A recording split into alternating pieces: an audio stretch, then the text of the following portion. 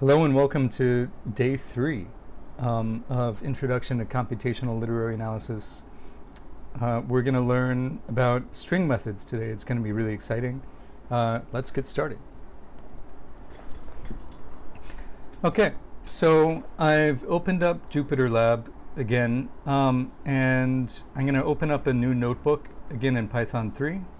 I'm going to come up here and rename this notebook immediately something semantic. So I'm going to call this 01 strings. And I'm just going to adjust this a little bit so we can see this a little bit better.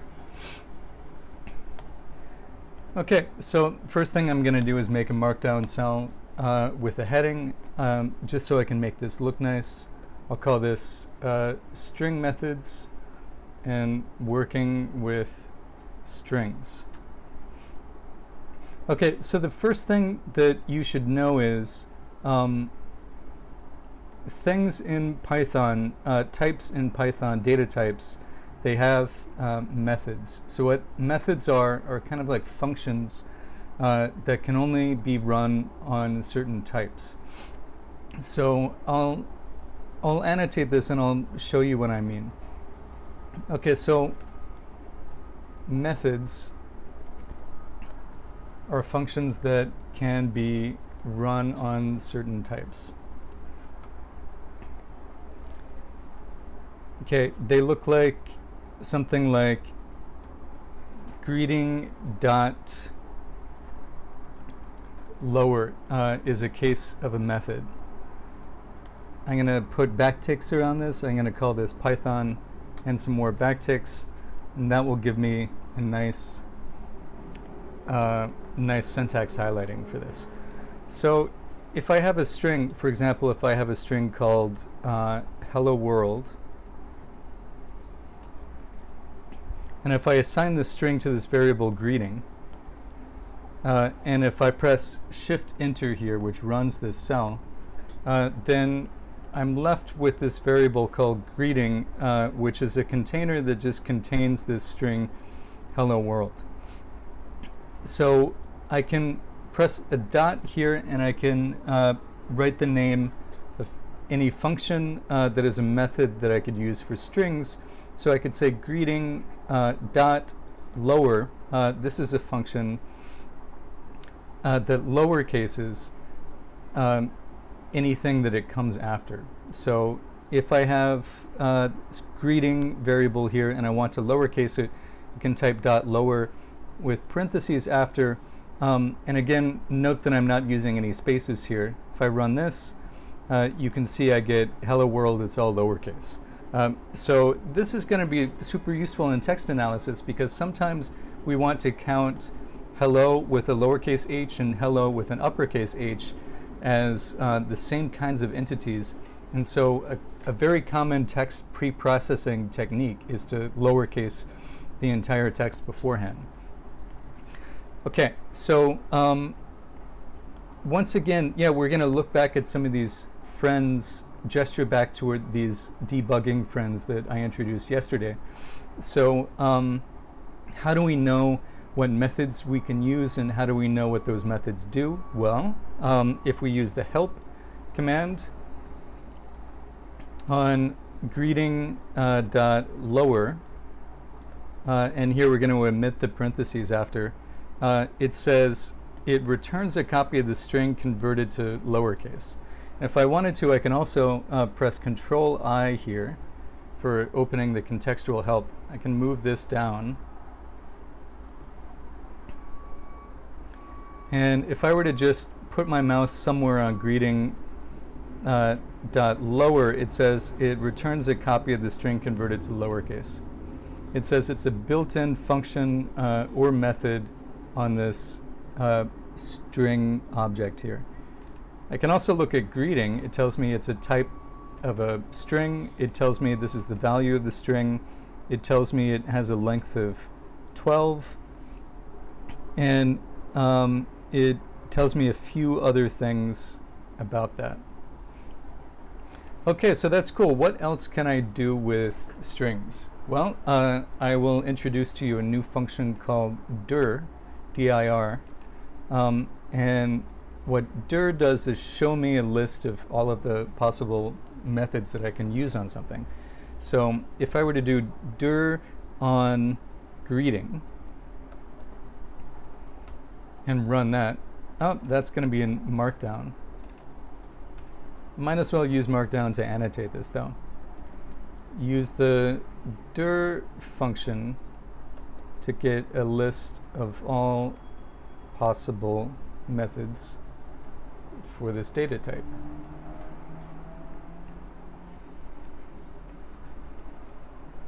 So if I were to run this for greeting, what does that look like? You have lots and lots of these double underscore things, which are kind of built-in or hidden methods. And usually you don't need to worry about these because these are all internal Python methods. So Python internally uses these methods to manipulate strings, but we don't really need to use them ourselves. The ones that we can use and might want to use ourselves come right after this.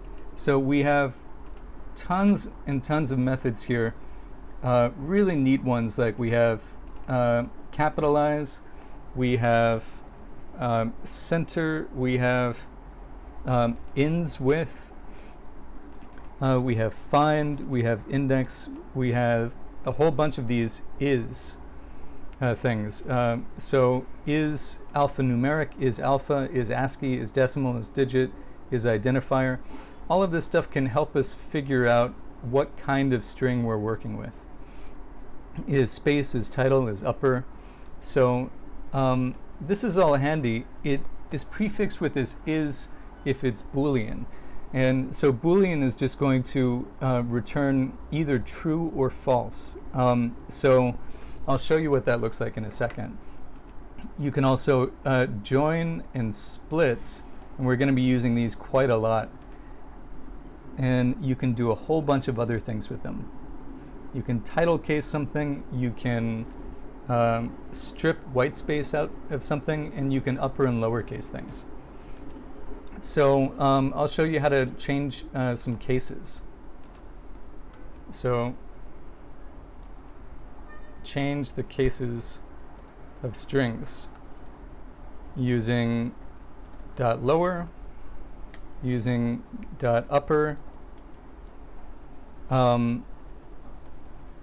title, and others.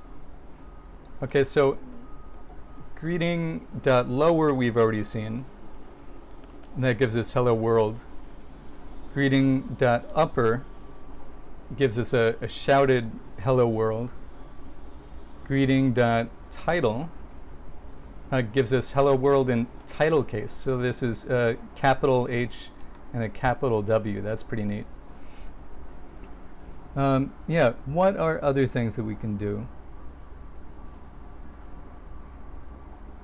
Yeah, we can case swap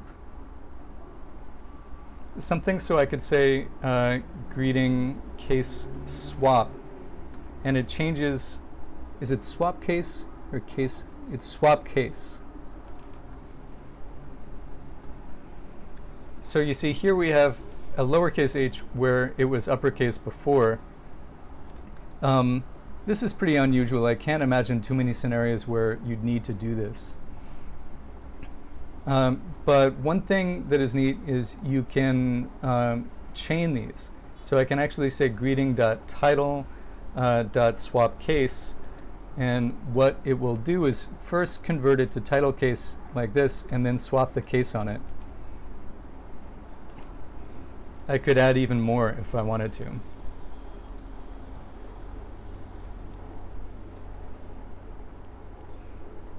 So manipulating cases is only one of many things that we can do.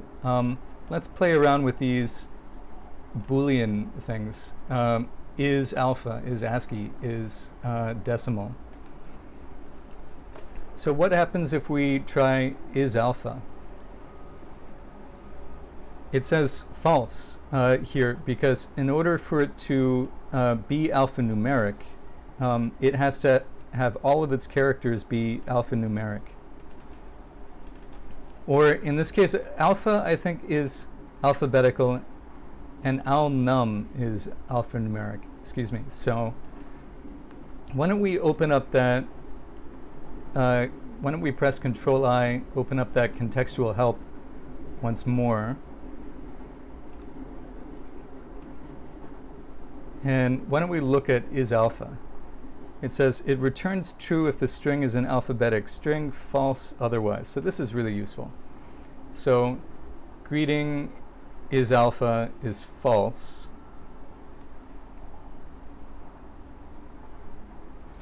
What about is, why don't we try another one? What about is ASCII? Is ASCII is true. So ASCII, is just typically basic characters. What would happen if we were to say, hello world with some special characters in it?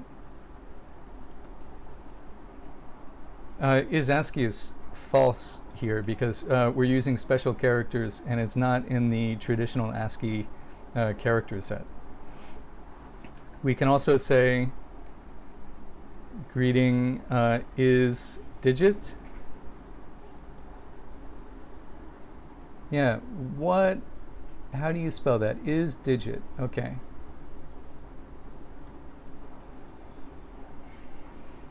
And that's false. So you can already tell that all of this stuff can be really useful. For example, if you want to go through every character in the string and check to see whether it's punctuation or not, and remove it if it is, then we can write a little program to do that. Yeah, we can check to see if something is a space, or we can check to see if something is some other type of symbol.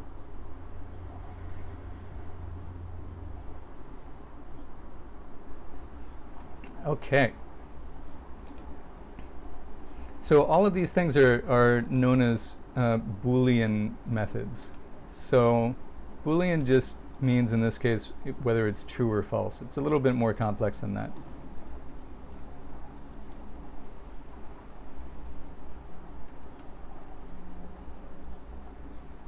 So here we're testing whether something is true or false.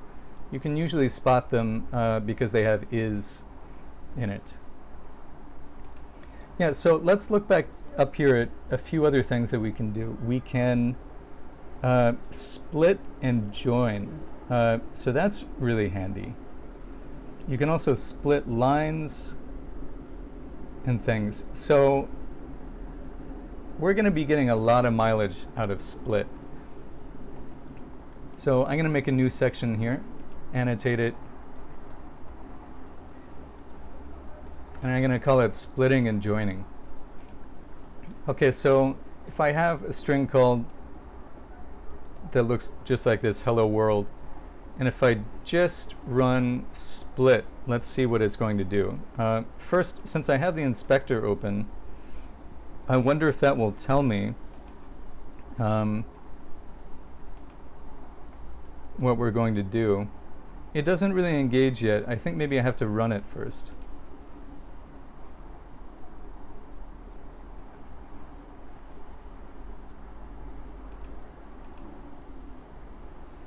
Okay, so you can see what it did is now we have two strings. We have hello over here and we have world over here. So what split does by default, and of course I could write greeting.split and the same thing happens. Yeah, okay, great. And now here we get contextual help. It says it returns a list of the words in the string using the separator as the delimiter string. Okay, so what we have here is two strings. We have hello as the first string, we have world as the second string, and because it is surrounded with these square brackets, we know that this is a list of some sort. So another thing that we could do is we could assign this output to some variable. So I can say greeting words is greeting.split. And if I run that, then it's assigned that output to greeting words. What happens if we want to see the type of greeting words? What's it going to tell us? It tells us that it's a type called a list. So to explain this, I have to sort of introduce the list data type in Python and what that does. Okay, but we won't be getting into lists just yet. But basically, the form of a list looks like this.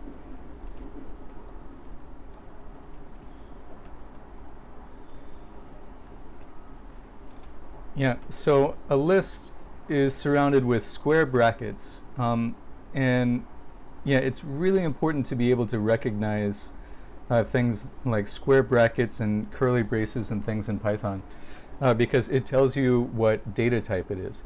So a list can be a list of anything. It can be a list of numbers. So I could say 2, 3, 4 is a list.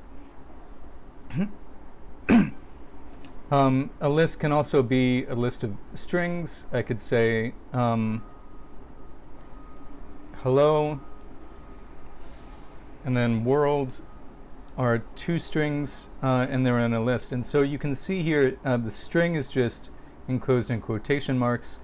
Items in the list are delimited by these commas. And then I can have as many items as I want.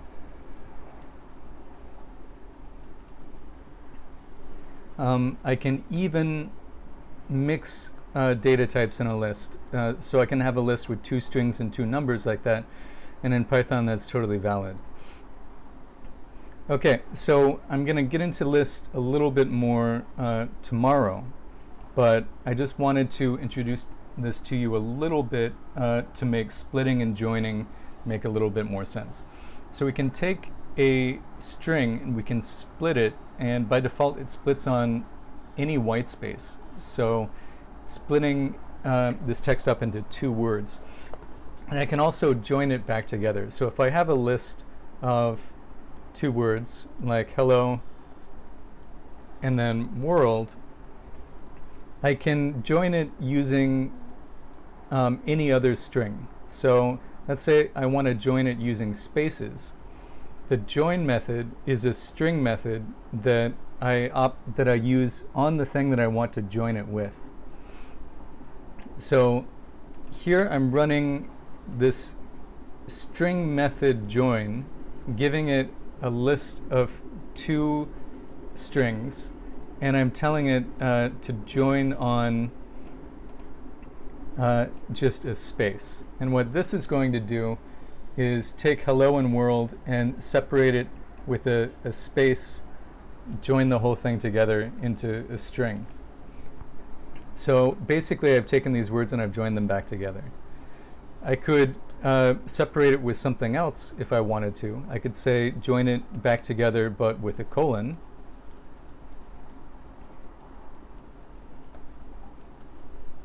And you can see it's the same thing but with a colon in between.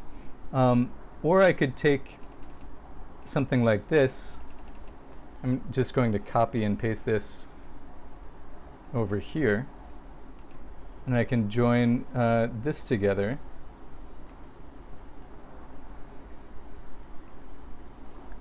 With a semicolon or something, let's say. Uh-oh. But you see here, it says expected a string instance and an int found. So it won't allow us to do this by default. So I would need to do something like convert these numbers into strings. Like we were talking about yesterday. And you see now it works. So just like I can join things with different types, I can also split on different things. So let's say I have a CSV, like a comma separated value set. So that CSV might be something like Jonathan, my name, I ate 3 cookies. I over the course of 14 days, and I'm 100 years old. So I have 4 data values, and they are separated with commas. Now, because this is just a string, I can take my CSV and I can split it, but I can split it on the delimiter comma. And what this does is it returns 4 values. So you see, it imagines that this is the separator, and I'm splitting it into a list with 4 values. So this is going to be super handy, and we're going to use this split function basically all the time in this course. Yeah, what other things could I do? I could say, hello, my name is Jonathan. I like waffles. Now, what are the different ways that I could split this sentence? First, I'll call this sentence. And I could say, let's split this sentence on a period. What is that going to do? That gives us, effectually, it gives us all of the sentences here. Hello, my name is Jonathan. I like waffles. So that's kind of nice. If we wanted to split up this string into sentences, and we know that all of our sentences contain only in with periods, we can split on periods. It also gives us this blank one here because it sees that there's a period at the end, and it treats kind of the nothing that's in here as its own sentence. Yeah, so you can already start to imagine that split is very useful, and we're going to use this to do things like split up a novel into its chapters. It can't really handle other more advanced use cases. So if instead of this I have sentence 2, and instead of periods I have a question mark, if I were to try the same thing, sentence dot split but on a period, oh yeah, it has to be sentence 2. You see, I get this first chunk before the period instead. Okay, so we've looked at splitting and joining. We've looked at a couple of ways to test whether a string has a certain feature. We've manipulated the cases of some strings, and we've taken a look at some of these methods.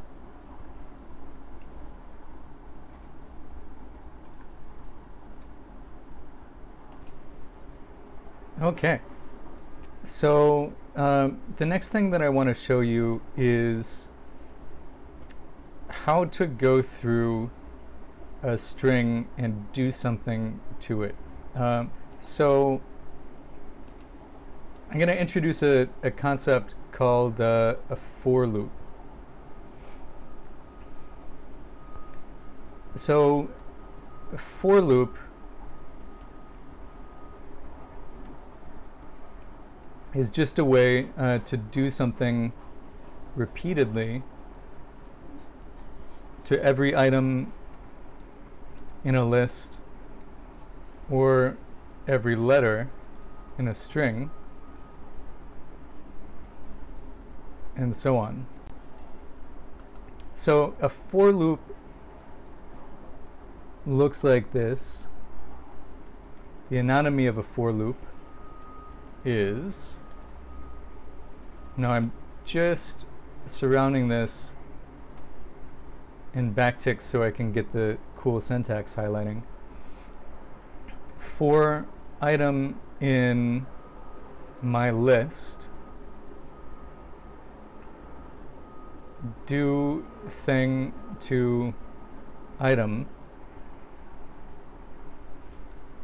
Okay, so there are a few things to note here. It has to start with for.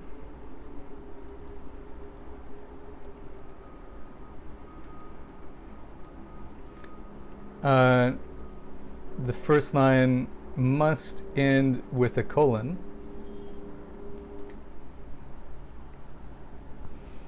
The subsequent lines in the loop have to be indented. And now indentation in Python is usually 4 spaces.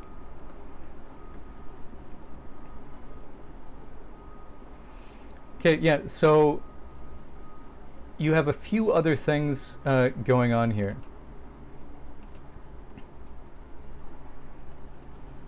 Item is just the name that I'm giving.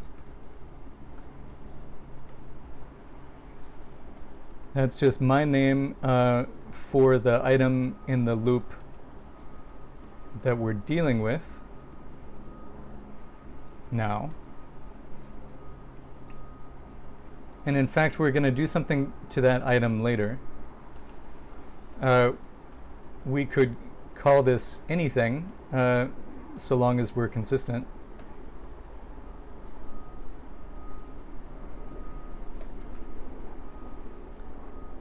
And finally, my list is the list we're iterating over. In other words, we're going to go through every item in something called myList.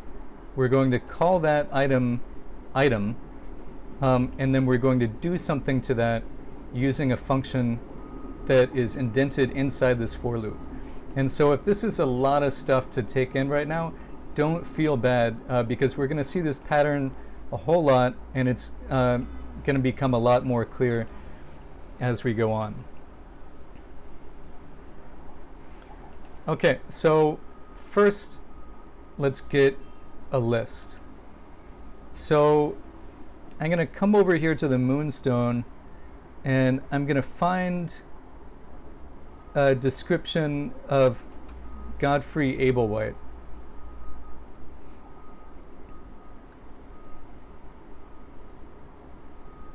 Okay, so he was very rich and very respectable, and he begot a prodigious large family, all in his favor so far.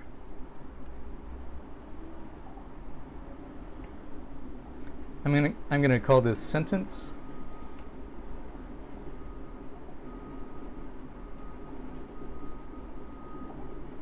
It's a very long sentence. And the next thing I'm going to do is I'm going to take this sentence and I'm going to split it. And remember, split when you don't give it any arguments here, splits on white space, so it's going to split on all of these spaces. And you see it gives us this long list of all of these words. Some of these words, because they are not separated with spaces, you can see are kind of smushed together. So I'm going to assign this to a variable and call it words.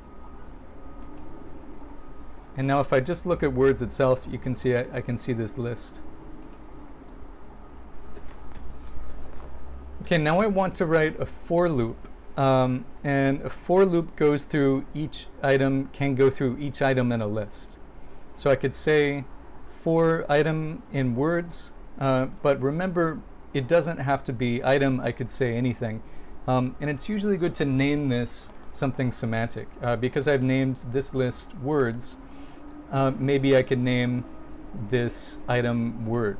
So I'm going to call each item word as I go through it. For word in words, I'm going to do something to all of those words. So I could say for word in words, print word. And so what this for loop is going to do is it's going to go through each of these words in the list one by one, and it's going to say, okay, now I'm on the first one. I'm going to call this first one word. And now I'm going to do everything to it that's inside my for loop. So the first thing that I'm going to do is print it. And then it's going to say, okay, go to the next one. Call this one word. Now for the next one, we're going to print it. So it's basically just going to go through and print everything in this list. So we're going to see this list, but print it out one line by one line. He was very rich and very respectable, and he begot a prodigious large family. Okay, great. Now what if I wanted to do something slightly more complex? I could say lowercase word is equal to that word, but we're going to lowercase it.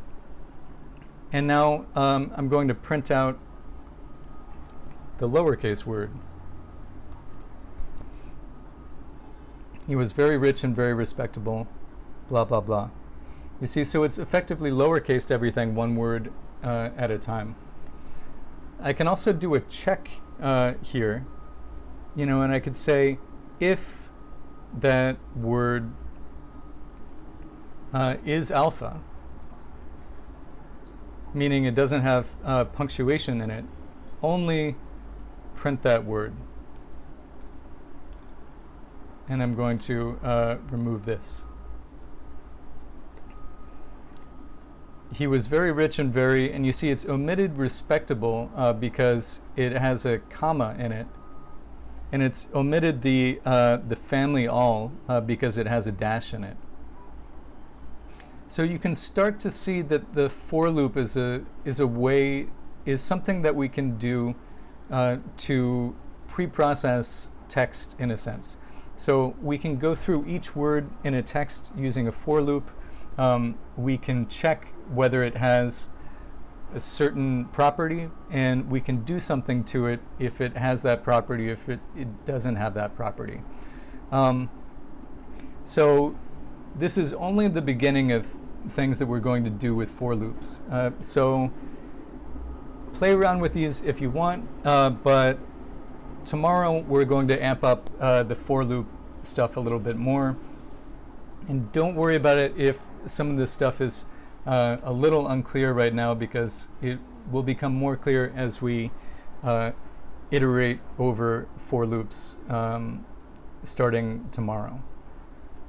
So going to stop here. And tomorrow we're going to talk a little bit more about lists, a little bit more about for loops, and introduce a few new things. But this is just getting your feet wet with manipulating strings in Python, something that we do a whole lot in text analysis. So great. Yeah, I'm looking forward to talking to you on Zulip, and yeah, have fun playing around with this stuff. We're going to talk more about it tomorrow.